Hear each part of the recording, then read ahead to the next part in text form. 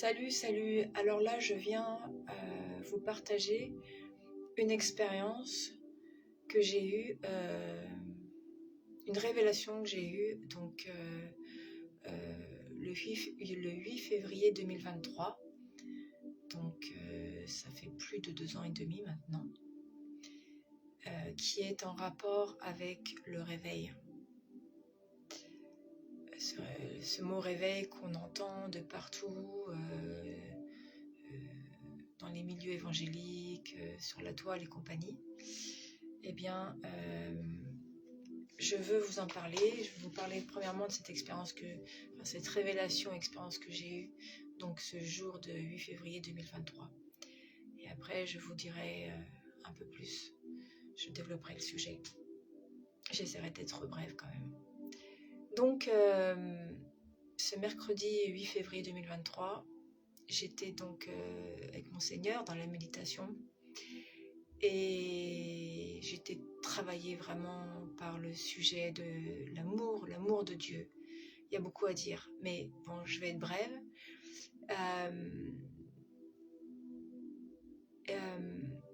J'entends clairement le Seigneur me dire c'est ça, Mélanie, que j'entends par le réveil. Et le Seigneur m'a clairement montré qu'en fait, le réveil, c'était un réveil premièrement personnel. Bon, vous le savez, c'est pas un scoop, ça se dit.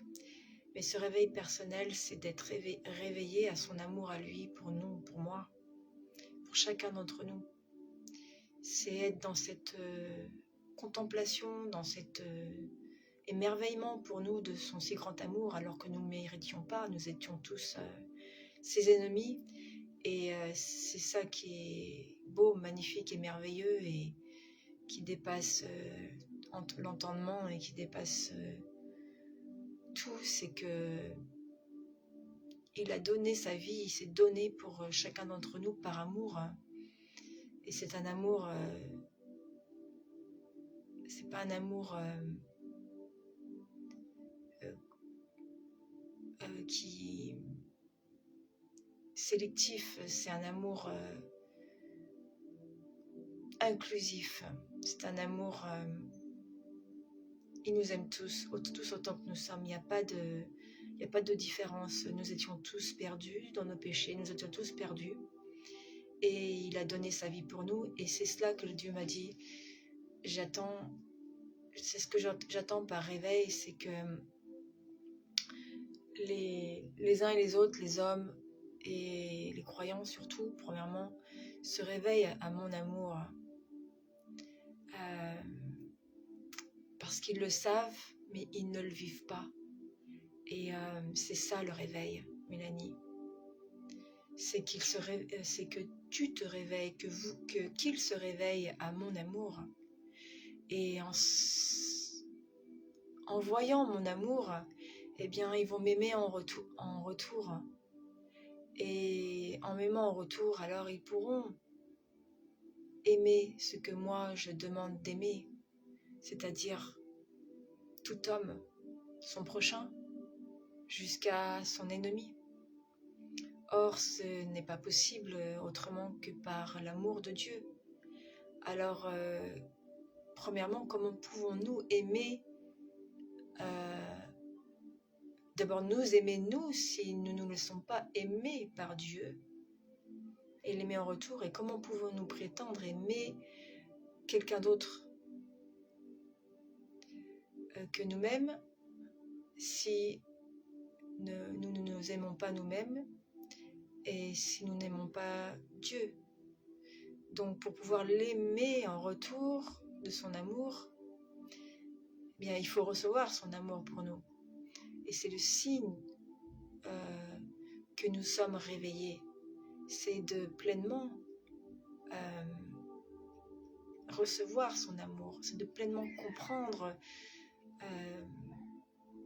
dans notre intériorité, au plus profond de notre être, de nos entrailles, de notre humanité, dans notre esprit, de comprendre son amour pour nous. C'est de contempler son sacrifice, son amour sacrificiel. C'est de contempler ce qu'il a fait pour toi et moi. Vous voyez, il s'est abaissé, il l'a fait volontairement. Et c'est à cela que nous devons nous réveiller. Donc ce mercredi 8 février 2023, j'étais donc en pleine méditation de cela. Et j'en ai fait un écrit, je l'ai publié sur Facebook et vous pouvez le vérifier. C'est épinglé, c'est ce qu'on voit en premier sur ma page. Et je l'ai édité, publié exactement à 15h57. Et il se trouve qu'à ce moment-là, précisément, sauf qu'il y avait 6 heures de décalage, se produisait le réveil de Asbury. Et ça, j'en ai pris conscience seulement 3 semaines après le réveil. Parce que je voyais sur les réseaux sociaux, je voyais Asbury. Mais moi, je suis fatiguée. Je suis fatiguée de voir le réveil ci, le réveil ça. Parce que j'avais pas d'écho dans mon cœur de tout ce qui peut être proclamé en général dans les milieux évangéliques sur le réveil. Parce que pour moi, il manquait quelque chose. Et ça, le Seigneur me l'a attesté ce jour-là. Et moi, je vais le développer un petit peu. Donc, il se trouve que moi, le Seigneur m'a parlé en rapport avec l'amour, recevoir son amour pour nous, l'aimer en retour et puis jusqu'à aimer notre pire ennemi. Et à ce moment-là même, au même moment, à la minute près, le réveil d'Asbury a retenti. Et il se trouve aussi qu'il a commencé, il a été propulsé par un message d'amour sur le passage de Romains 12, si vous voulez y aller pour voir. Et c'est là que les gens ont été convaincus par amour. Ils ont été convaincus de l'amour de Dieu. Et c'est là que beaucoup de repentances se sont faites, de confessions, de toutes sortes, tout ça. C'est là que le réveil s'est opéré. Donc l'Esprit a parlé, je peux vous le dire, c'est mon expérience. Au même moment, l'Esprit parlait à Asbury et il parlait en France, à Valence. Peut-être qu'il a parlé à d'autres personnes, enfin c'est mon expérience, je ne prétends pas être la seule, hein, évidemment, mais moi je vous partage mon expérience et c'est très fort parce que je l'ai appris 3 semaines plus tard en partageant justement ce que je suis en train de vous partager et quelqu'un m'a dit mais tu sais comment Mélanie ça a commencé Asbury et tout ça et c'est là que j'ai commencé à faire des recherches et c'est là que j'ai compris qu'en fait que c'était la même chose que ce que j'avais reçu. Et c'est là que j'ai appris aussi que c'était au même moment, c'était le même jour, et que c'était au même moment, à la minute près. J'ai des preuves avec des screenshots. Voilà, on peut retrouver sur internet exactement. Donc voilà, donc ça c'était le point de départ de ma vidéo, c'était par rapport à mon expérience que j'ai reçue. Donc voilà, et donc je voudrais vous lire un passage qui pour moi est un passage clé, il y en a certainement plein d'autres, hein, sur ce qu'est le réveil selon la pensée de Dieu, selon ce que je vous ai déjà un petit peu développé. Donc nous allons aller dans Luc 10 et je vais vous lire ce passage qui est un tout petit peu légèrement pas long, mais bon, il faut avoir un peu de patience. Et voici qu'un docteur de la loi se leva et lui dit, pour le mettre à l'épreuve, « Maître, que dois-je faire pour hériter la vie éternelle ?» Jésus lui dit, « Qu'est-il écrit dans la loi? Qui lis-tu » Il répondit, donc le docteur de la loi, « Tu aimeras le Seigneur ton Dieu de tout ton cœur, de toute ton âme, de toute ta force et de toute ta pensée, et ton prochain comme toi-même. » « Tu as bien répondu, lui dit Jésus. Fais cela et tu vivras. » Mais lui voulut se justifier et dit à Jésus, « Mais qui est mon prochain ?» Jésus reprit la parole et dit, « Un homme descendait de Jérusalem à Jéricho. Il tomba au milieu des brigands qui le dépouillèrent, le rouèrent de coups et s'en allèrent en le laissant à demi-mort. Par hasard, un sacrificateur descendait par le même chemin. Il vit cet homme et passa outre. Un Lévite arriva de même à cet endroit. Il le vit et passa outre. Mais un Samaritain qui voyageait arriva près de lui, le vit et en eut compassion. il s'approcha et banda ses plaies en y versant de l'huile et du vin. Puis il le plaça sur sa propre monture, le conduisit à une hôtellerie et prit soin de lui. Le lendemain, il sortit 2 deniers, les donna à l'hôtelier et dit « Prends soin de lui, et ce que tu dépenseras en plus, je te le payerai moi-même à mon retour. » Lequel de ces 3 te semble avoir été le prochain de celui qui était tombé au milieu des brigands? Il répondit « C'est celui qui a exercé la miséricorde envers lui. » Et Jésus lui dit « Va, et toi, fais de même. » Donc il faut savoir déjà que les Samaritains et les Juifs, ils n'étaient pas amis, ils étaient un peu ennemis. Donc on comprend là dans cette parabole que les 2 qui ne se sont pas arrêtés sont des frères. Vous voyez, sont des frères de cet homme qui descendait de Jérusalem à Jéricho et qui est tombé sous les coups des brigands. Donc ce ne sont pas ses propres frères qui l'ont secouru, c'est un étranger et qui plus est n'était pas fréquenté par les Juifs à l'époque. Et tout ça, c'est la réponse à la question du docteur de la loi qui est « Maître, que dois-je faire pour hériter la vie éternelle ?» Vous vous rendez compte la question? Que dois-je faire pour hériter la vie éternelle? Et la réponse c'est, Jésus lui dit « Mais qu'est-il écrit dans ta loi ?» Il lui a répondu « Tu aimeras le Seigneur, ton Dieu, de tout ton cœur, de toute ton âme, de toute ta force, de toute ta pensée, et ton prochain comme toi-même. » Donc vous voyez, hériter de la vie éternelle, c'est d'aimer Dieu en premier, ensuite d'aimer notre prochain. Donc pour aimer notre prochain, il faut déjà savoir aimer Dieu. Et pour savoir aimer Dieu, il faut déjà être perméable à son amour, rendre notre cœur, notre intériorité perméable à son amour, se laisser aimer par lui. C'est considérer, c'est véritablement contempler son amour pour le vivre. Donc, moi, je vois là la clé du réveil. Le réveil, c'est ça. C'est aimer Dieu de toute son âme, de tout son cœur, et aimer son prochain.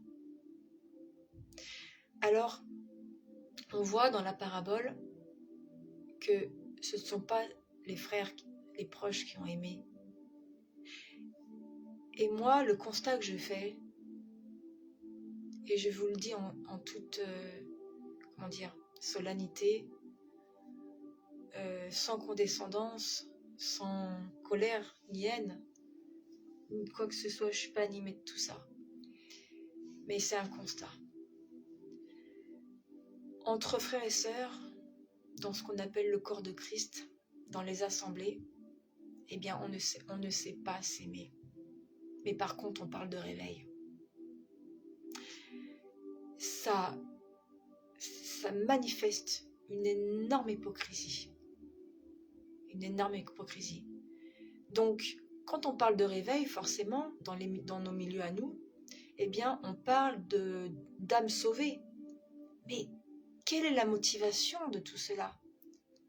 Parce que, normalement, la motivation de voir des âmes sauvées, c'est l'amour pour ces âmes, qu'elles soient sauvées. Mais comment peut-on prétendre, sincèrement, mes amis, aimer ceux que l'on ne connaît pas, d'accord? Alors que nous ne sommes pas capables de nous aimer les uns les autres entre nous, véritablement. Mais quelle hypocrisie! C'est à cela qu'il faut d'abord nous réveiller. À l'amour que nous nous portons les uns les autres. Et puis Jean 13,35 dira, c'est à l'amour qu'ils se portent que le monde verra que nous sommes ses disciples. On ne l'a pas vécu ça encore. Le monde ne voit pas notre amour. Donc c'est nous d'abord, nous, enfants de Dieu, qui devons nous réveiller à l'amour de Dieu véritablement, mais véritablement. C'est urgent, c'est urgent. Il en va même de notre... Vous voyez quoi? C'est pas moi qui le dis, c'est la parole de Dieu. Il en va de la vie éternelle. Donc tout ce qui est en dehors de tout ça, c'est que du blablabla, c'est que du creux, c'est que du religieux, de la religiosité. C'est grave, c'est grave. Donc moi, ce que je veux vraiment vous faire passer, c'est que les questions qu'on doit se poser, c'est est-ce que je connais véritablement l'amour de Dieu pour moi? Mais véritablement. Parce que souvent, on se persuade, on s'illusionne. Et ça, on est très fort pour ça. On s'abuse soi-même. On s'aveugle, on rentre dans un déni, dans un aveuglement personnel, dans un assoupissement. Et c'est de ça dont il faut se réveiller. Il faut se poser les bonnes questions, vous savez. Je vais vous donner un exemple tout simplement. Tout simple, c'est que on est tous pleins d'orgueil. Tous autant que nous sommes tous pleins d'orgueil. Mais pour pouvoir en finir avec cet orgueil, il faut déjà avoir une certaine humilité de reconnaître que nous sommes orgueilleux. Eh bien, c'est un peu la même chose, c'est carrément même la même chose avec ce réveil. Posons-nous la question réellement, si nous sommes éveillés à l'amour de Dieu dans nos vies, pour nous. Est-ce que nous voyons ce fruit pour notre prochain? Est-ce que nous voyons cette miséricorde? Est-ce que nous voyons ce pardon immédiat exercé? Est-ce que nous voyons cette charité véritable envers quiconque? Est-ce que nous faisons passer les intérêts des autres en premier? C'est Philippiens 2, ça. Vous connaissez, c'est quand Jésus est un exemple de dépouillement, il a quitté sa gloire. Et il est dit, considérer l'autre, c'est mal traduit, supérieur à vous. Non, c'est pas une question de supériorité. Mais d'ailleurs, dans le verset qui suit, c'est à propos de l'intérêt. C'est choisissez de préférer, de vous occuper d'abord de l'intérêt de l'autre avant le vôtre. C'est ce que Jésus a fait pour nous. Il est notre exemple à suivre, n'est-ce pas? C'est bien ça, hein? Donc, si vous voulez, le réveil est à considérer pour nous personnellement, de savoir si réellement on est dans l'amour. Je pourrais vous parler, ça fera l'objet d'une autre vidéo sur l'agneau de Dieu. Je l'avais dit que je ferais une vidéo sur l'agneau de Dieu. C'est quelque chose de très profond. Je ne sais même pas si je serais capable à même de pouvoir réellement en parler tel que je le reçois et que je l'ai reçu. J'essaierai. C'est très profond, c'est intime, mais c'est partageable. Parce qu'on est invité à le vivre. Voilà. Donc je vais en finir là, Mais si les quelques paroles que je vous ai dites vous parlent quelque part, vous bousculent, vous énervent ou quoi que ce soit, eh bien pour moi, je suis contente parce que quelque part, ça vous laisse pas indifférent et j'espère que ça va vous amener à rentrer en vous-même, à vous poser les bonnes questions. Voilà. Je souhaite vraiment vous bénir, que à travers ces mots, l'Esprit vous parle, parce que c'est la volonté de Dieu que nous soyons tous éveillés à son amour. Non pas courir après les dons, les miracles et compagnie, parce que ça, oui, ça c'est... J'ai comme l'impression qu'en fait, quand les gens parlent de réveil, en fait, c'est qu'ils veulent voir la gloire de Dieu, mais pas dans la motivation, pas pour l'amour de Dieu, mais c'est... Personne ne le dira ça, mais c'est pour voir des choses, c'est pour voir des choses grandes, c'est pour voir du miraculeux, du divin. Et ça, c'est c'est embêtant. C'est les dons pour les dons et non pas pour celui qui est. Même, ça fera le sujet de notre vidéo. Ouais. Mais voilà, j'espère que ces mots vous parleront. Je prie que l'Esprit, à travers cette vidéo, à travers ces mots, vous parle dans vos cœurs. Voilà, soyez bénis dans le nom de Jésus. Soyez immergés dans son amour. Je prie dans le nom de Jésus.